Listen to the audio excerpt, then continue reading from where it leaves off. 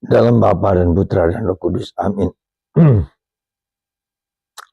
Allah yang penuh kasih, kami bersyukur kepadamu bahwa Engkau memberikan kepada kami hati nurani untuk melakukan yang baik dan menghindari yang jahat. Dan itu Kau tanam dalam hati kami masing-masing. Dan itu menjadi dasar bahwa kami adalah yang Kau ciptakan secitra dan segambar dengan Allah. Bantu kami untuk menyadari dan merasakan mengalaminya. Terpujilah namamu kini dan sepanjang segala masa. Amin. Para saudara, hari ini kita melihat bagaimana seorang perwira Romawi, sekali lagi, perwira Romawi yang mempunyai hati terhadap hambanya, orang Yahudi. Dan saya yakin dia dikatakan bahwa dia menolong bait Allah, membantu bait Allah. Katakanlah orang yang baik terhadap orang jajahan. Dan itulah yang mau saya katakan bahwa Allah itu di tengah segala keributan, kesemrautan, kekacauan, kejahatan, selalu ada orang-orang baik. Ya. Sama saja ketika Indonesia dijajah orang Belanda, tidak semua orang Belanda semua jahat. Ya. Ada juga pemimpin-pemimpin Belanda yang kemudian pro rakyat, seperti Dois Dekker misalnya. Dan itu menunjukkan kepada saya akan suatu realitas keyakinan bahwa setiap orang diberi kebaikan yang berasal dari Allah, bukan dari manusia. Dan itulah yang kita sebut dengan hati nurani. Jadi siapapun orangnya, dimanapun orangnya, ya, agama apapun, ya, sekali lagi sebagai manusia, Tuhan memberikan kepada kita hati nurani. Lakukan yang baik, hindari yang jahat. Dan itu diberikan sejak dari manusia. Diciptakan oleh Allah, diberikan oleh Allah kepada manusia. Setiap orang. Sekali lagi, setiap orang. Dan karena itulah maka gereja Katolik sangat-sangat percaya akan hati nurani. Akan kodrati, nilai-nilai kodrati manusia sebelum agama. Ya. Tetapi itu yang ada dalam hati manusia yang Tuhan berikan. Karena itulah gereja selalu mengakui akan hukum kodrat, hukum alamiah. Yang tidak seluruhnya jahat. Tetapi itu bagian dari Allah yang ada dalam semesta alam ini. Dalam seluruh ciptaan Tuhan itu.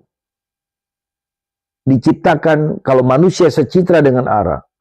Kalau segala yang lain ikut serta dalam sebagian dari kealahan Tuhan. Yang hidup dalam diri orang, yaitu yang kita sebut dengan jiwa, kita sebut dengan roh, kita sebut dengan keilahian dalam setiap ciptaan. Universalitas. Karena itulah satu unsur penting yang dibawa oleh Paus kita ini. Coba Anda perhatikan ketika bertemu dengan orang-orang non-Katolik, hampir jarang dia membuat tanda salib. Tidak berarti bahwa kita tidak percaya, yakin akan iman kita. Tidak berarti. Tidak percaya bahwa kita direndahkan dengan tidak membuat tanda salib. Tidak berarti bahwa kita seolah-olah bukan orang Katolik. Bukan. Ya, kita lihat di mana kita berada. Bukan untuk bermuka bunglon seperti itu. Tetapi itu salib itu adalah ungkapan, buat tanda salib itu adalah ungkapan iman. Tetapi kalau itu, tanda itu, simbol itu membuat orang lain katakanlah tersinggung atau terancam atau tersudutkan dan seterusnya. Ya, apa jeleknya kalau kita mempertahankan persaudaraan manusiawi ini? Ya. Cinta kasih persaudaraan di luar batas-batas keagamaan kita masing-masing. Ya.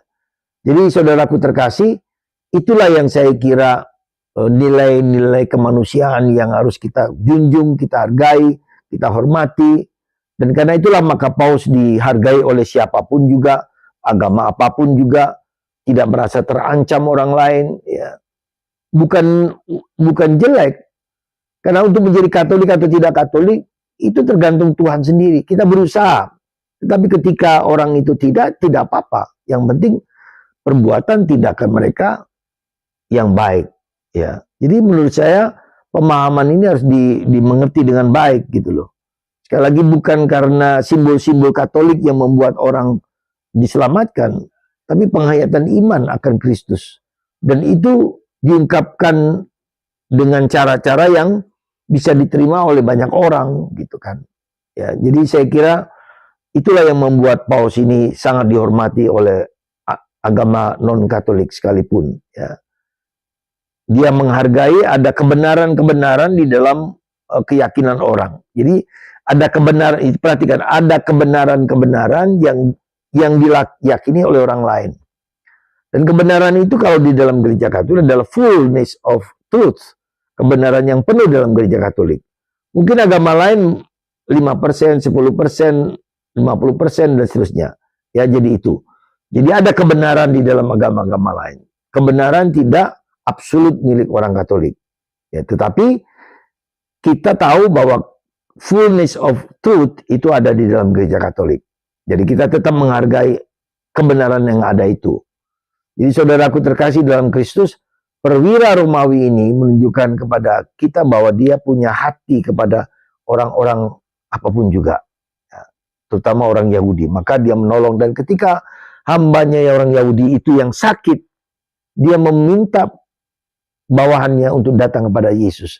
Dan ketika mendekati Yesus, mendekati rumahnya, dia mengatakan, bersabdalah, hambamu mendengarkan, dan sembuh orang itu. Ini proses yang saya kira penting bagi kita adalah bahwa ketaatan kepada Kristus itu adalah satu-satunya yang penting, ya.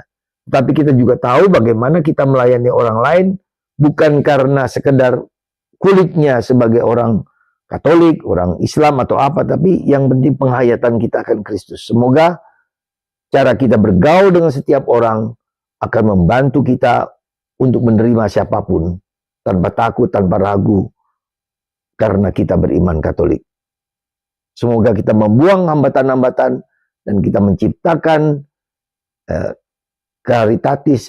caritas fraternitatis, ya, kasih persaudaraan di dalam diri kita, di dalam semua orang. Berkat Tuhan atas kita semua, Bapa, Putra, dan Roh Kudus. Amin.